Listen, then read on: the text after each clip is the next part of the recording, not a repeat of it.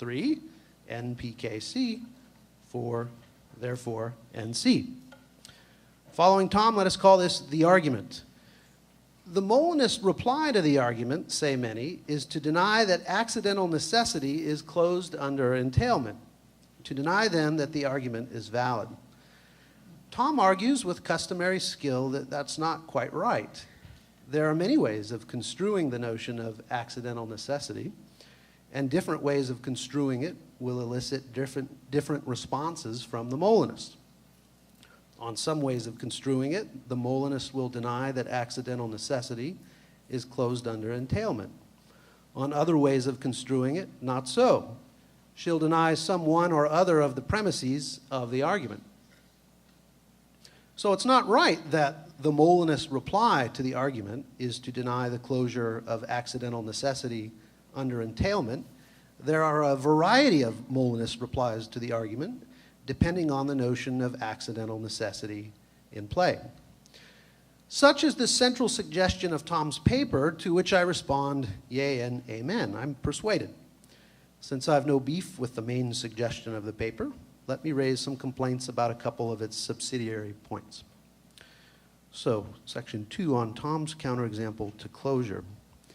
In Al's now classic paper on Occam's Way Out, he puts forward a succession of increasingly nuanced analyses of the notion of accidental necessity, a penultimate version of which goes like this, and I'll use Tom's nomenclature, AN6.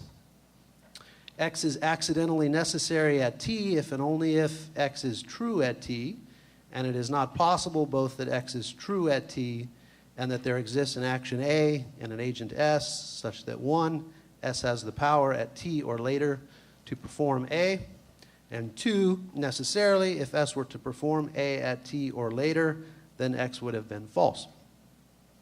Al proposes that accidental necessity, thus construed, is closed under entailment, but Tom thinks Al uncharacteristically errs here. Here's Tom's counterexample. Let P be Slayer killed victim in 2008, and Q be either Slayer killed victim in 2008 or felon will kill victim in 2020. Suppose P is now true in 2010. Plausibly, on AN6's construal of accidental necessity, P is accidentally necessary in 2010. Since P entails Q, if accidental necessity a la AN6 is closed under entailment, then Q is accidentally necessary as well. But, says Tom, it's not. Consider a world W in which it's now 2010, so suppose for the nonce that worlds are tensed. It's now 2010, but P is false. Slayer did not kill victim in 2008. Still, Q is true in W because felon will kill victim in 2020. Finally, suppose I have the power in W to kill victim in 2018. Then, says Tom, since my exercise of that power would entail not Q, we get that it's possible both that Q be true in 2010 and there be an action A and an agent S, such that 1, S has the power at T or later to perform A, and 2, necessarily, if S were to perform A at T or later, then X would have been false. By AN6, then, Q is not accidentally necessary in 2010. Since P is accidentally necessary in 2010 and entails Q, we see that, pace al, AN6's accidental necessity is not closed under entailment. So far, Tom's counterexample. I think it doesn't quite work as it stands. This because my killing victim in 2018 does not entail the falsity of Q. There are possible worlds, I should think, in which Slayer kills victim in 2008, victim subsequently rises from the dead, only to be killed again by me in 2018. There are possible worlds in which I kill victim in 2018, he subsequently rises from the dead, only to be killed again by felon in 2020. Apologies for these gruesome thought experiments here. In all such worlds, though I kill victim in 2018, It's true in 2010 that either slayer killed victim in 2008 or felon will kill victim in 2020. The upshot then. So far forth, we don't have a possible scenario in which Q is true in 2010, but someone has the power to do something in 2010 or later such that their doing it would entail the falsity of Q. Perhaps there's an easy repair in the offing. I'm not sure. You might think it necessary that no action anyone can perform in 2010 entails the falsity of P, the proposition that slayer killed victim in 2008. If that is necessary, then it's necessary that no action anyone can perform in 2010 entails the falsity of any disjunction, which includes P among its disjuncts. And if all this, there's no easy repair to the counterexample. All turns on whether it's necessary that no action anyone can perform in 2010 entails the falsity of P, the proposition that slayer killed victim in 2008.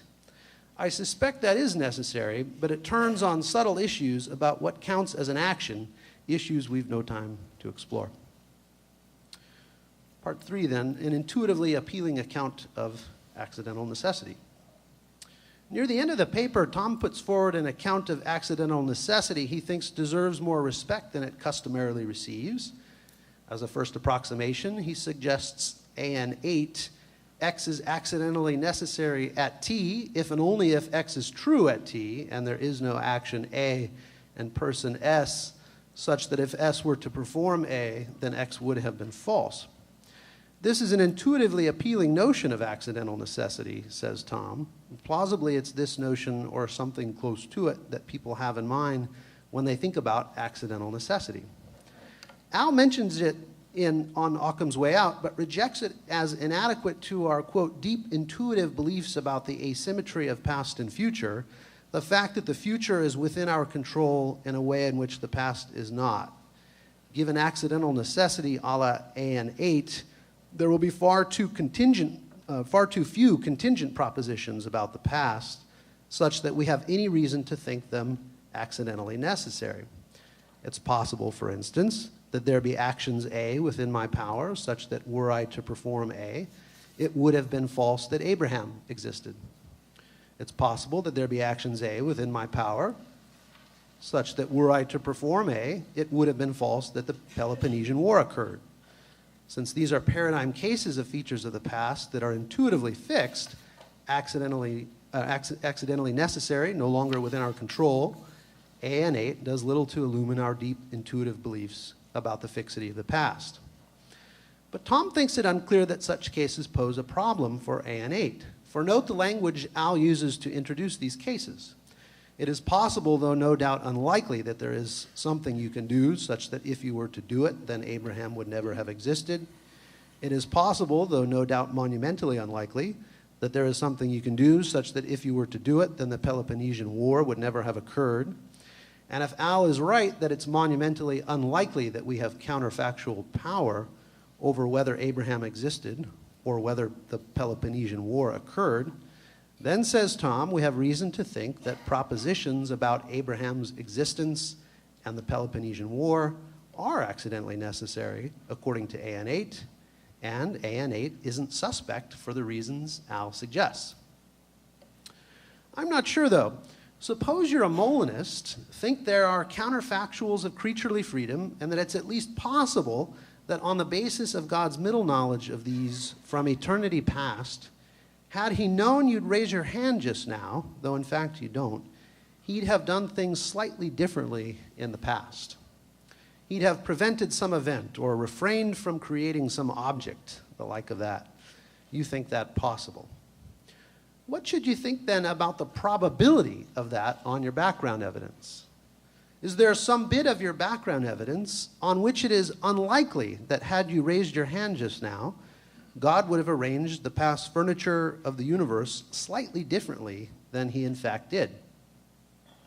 Is there some reason to think it unlikely that your having raised your hand just now and the ensuing train of events that event would have caused would have constituted good reason for God to have arranged the past distribution of matter and energy slightly differently than he in fact did? Perhaps we have some such